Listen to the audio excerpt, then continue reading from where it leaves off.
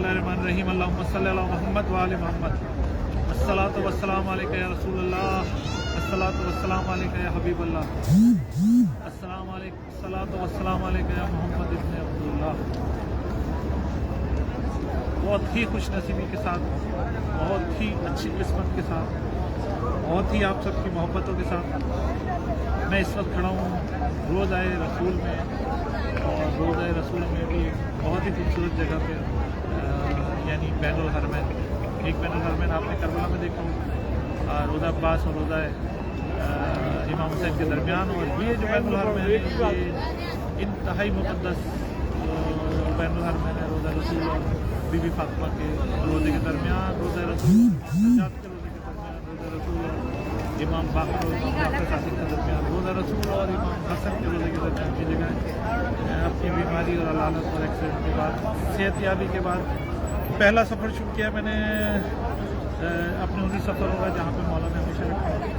आप सबकी दुआएं जो पूरी दुनिया से करते रहे, उन सब का सलाम रसूल अल्लाह को पेश कर, चाहने वालों का सलाम पेश कर रहा हूँ जिन्होंने तड़प के दुआएं की। आंटी खतीजा का बहुत मशहूर हूँ जिन्होंने कोयटा से रोज़ाना मेरे लिए दुआएं की। मैं दीगर तमाम लोगों कराम का बहुत मशहूर हूँ।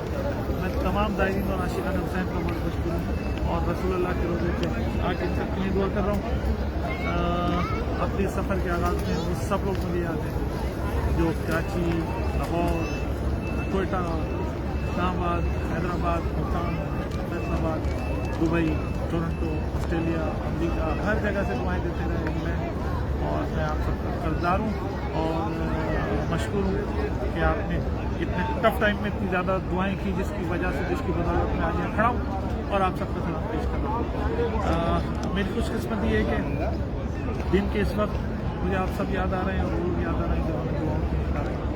रसूल अल्लाह का रोज़ा है, मस्जिद ये गुंबद खिज़रा है और ये वो रोज़ा है, ये वो गुंबद है कि जिससे टकरा के आने वाली हवाएं इनके मोहताज रहते हैं और हमेशा चाहते हैं कि रसूल अल्लाह के गुंबद से टच हों जो हवाएं वो हम तक पहुँच सकें। वारिस अंबिया के वारिस अपने पूरे कुनबे के साथ मदीने को छोड़ रहे थे और मदीना छोड़ के कूफे की तरफ जा रहे थे। रिवायत में मिलता है कि ये बनी नसीब रिवायत है वहाँ पे इमाम ने सारे बच्चों को लिया,